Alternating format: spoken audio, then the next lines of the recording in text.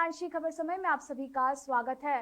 दुनिया भर में हर साल 26 जून को अंतर्राष्ट्रीय मादक द्रव्य निषेध दिवस यानी international day against drug abuse मनाया जाता है, जिससे दुनिया में ज्यादा से ज्यादा लोगों को नशा की लत और इससे होने वाली मौत से बचाया जा सके। इस दिन को मनाने का उद्देश्य दुनिया भर के लोगों के लिए शोध पड़ताल, आंकड़े और तथ्यों को साझा करना है, जिससे नशे की लत में पड़े लोगों का जीवन बचाया जा सके। इसी के मद्देनजर सिलीगुड़ी मेट्रोपॉलिटन पुलिस और rotary Club of Siliguri metropolitan की ओर से दिल्ली पब्लिक स्कूल के विद्यार्थियों के साथ आज यानी शनिवार को इंटरैक्टिव सेशन का आयोजन किया गया, ताकि बच्चों को इस विषय पर जागरूक किया जाए। इस अवसर पर Rotary Club of Siliguri metropolitan की ओर से assistant governor Sandeep, club president Shiv Shankar Sarkar, vice president ज्योति दे सरकार, संजय शर्मा एवं सिलीगुड़ी मेट्रोपॉलिटन पुलिस की ओर से डिटेक्टिव डिपार्टमेंट के एसीपी श्री राजेंद्र छेत्री तथा गेस्ट स्पीकर के रूप में सिलीगुड़ी मेट्रोपॉलिटन पुलिस के कमिश्नर आईपीएस गौरव शर्मा मौजूद थे, जहां उन्होंने बच्चों को सतर्क रहने का आह्वान किया। करीब 1000 बच्चे इस कार्यक्रम में शामिल हुए। आइए देख लेते हैं इस कार्यक्रम से जुड़े कुछ पल। Very good morning to all of you. First of all, we would like to apologize for the slight delay in the program, and I welcome you all on behalf of Rotary Club of Siliguri Metropolitan and Siliguri Metropolitan Police for this special awareness program which we have organized for the students of DPS Siliguri. We are very thankful to the management of DPS Siliguri, who has been very kind enough to get associated with this program. Good morning and warm welcome to Honorable Commissioner of Police and Rotary Club of Metropolitan for organizing such a beautiful and wonderful program, which is the need of the hour for today's generation. So on this International Day against drug abuse is very, very important for the youth to conduct an awareness amongst them and to keep away. It is very important, and suddenly we got this invitation yesterday only and we were asked to be a part of this. I'm very happy and thankful to Rotary Club of Metropolitan for organizing this program.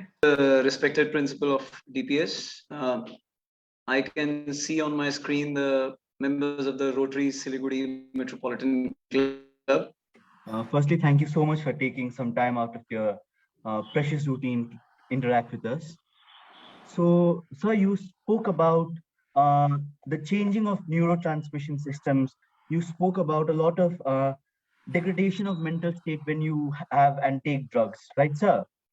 And right. That gets me to think that when you take drug, after a while, it becomes involuntary action to seek out for it. As you said, a reward-seeking state. You get paranoid, indisciplined, and there is a degradation of mental state. And you also said that drugs make you do it. So that leads me to believe that you don't do it voluntarily. So why do we see that we don't treat drug addicts like victims and we rather treat them as criminals? And how can we change that attitude towards them? Wonderful. Sahil, you have nailed it at the right place. Yes, I never treat a drug addict as a criminal. I always sympathize for them, right? I wish they could remember this theory of one pill kills. So they would have not started. But if somebody has gone astray, that's what our advice is. That's what a small video which we'll be playing right now will tell all the parents. Treat the drug addict with compassion. Don't hide him, but don't despise him also.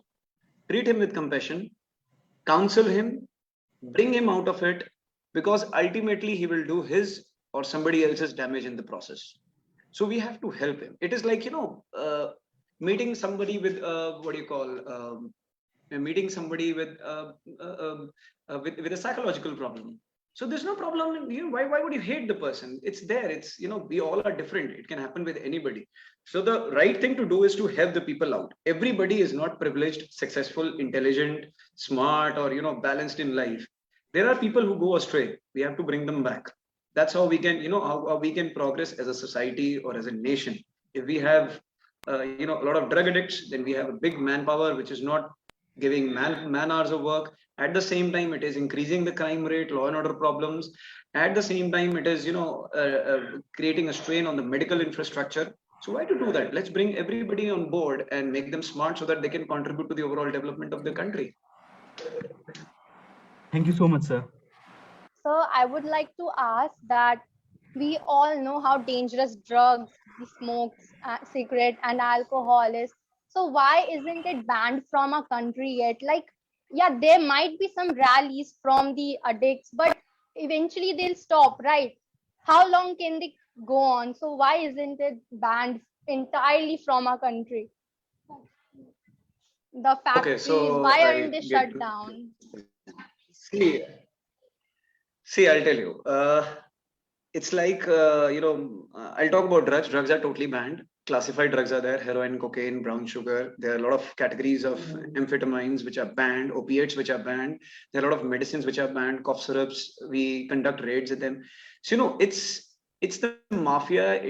It's a gang which works in this.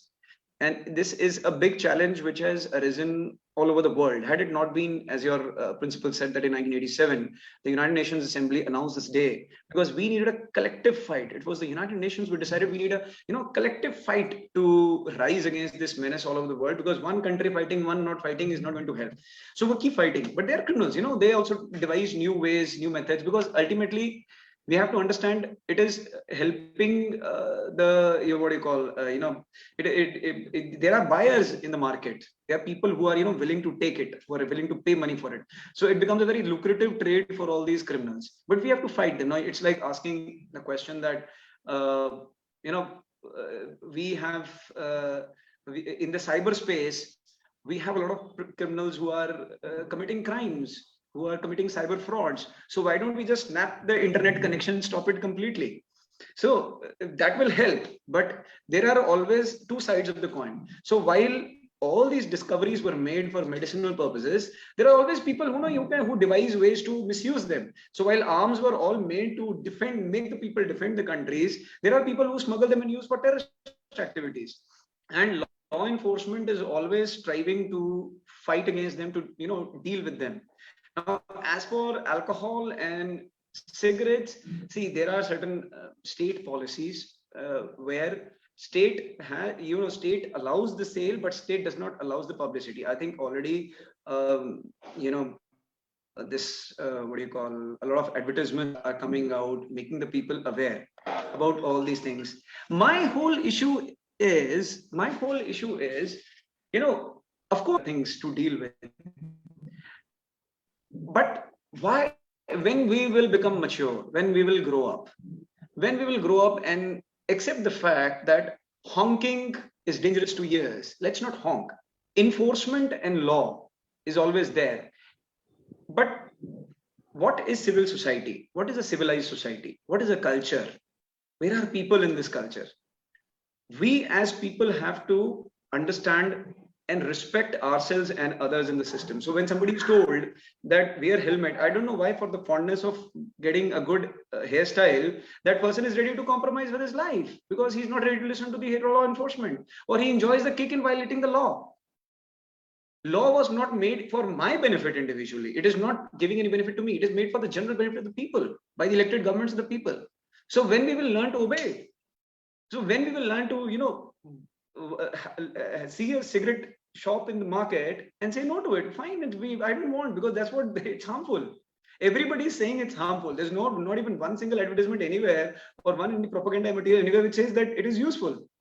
Because trust me, this market of psychotropic substances is so vast and it is so dynamic. There are so many people who are doing so much of business in this that we will remove one thing from the system and something other more dangerous comes in. It is sometimes a choice between choosing the lesser evil.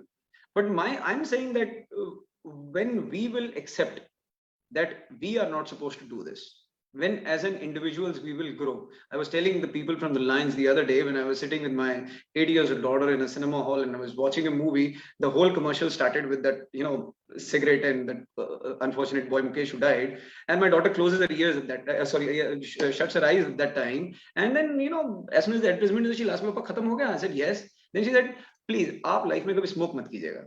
So at least we have this generation who, irrespective of the fact it is available or not, I will not do it. It is just like, crossing the bridge every day and deciding I'm not going to jump. I know I'll die. Why don't you jump from the bridge? or we'll stop making the bridges because there is a reasonable chance that people will die, or we shall stop making the 10-story buildings because there is reasonable chance that people will jump from there and die.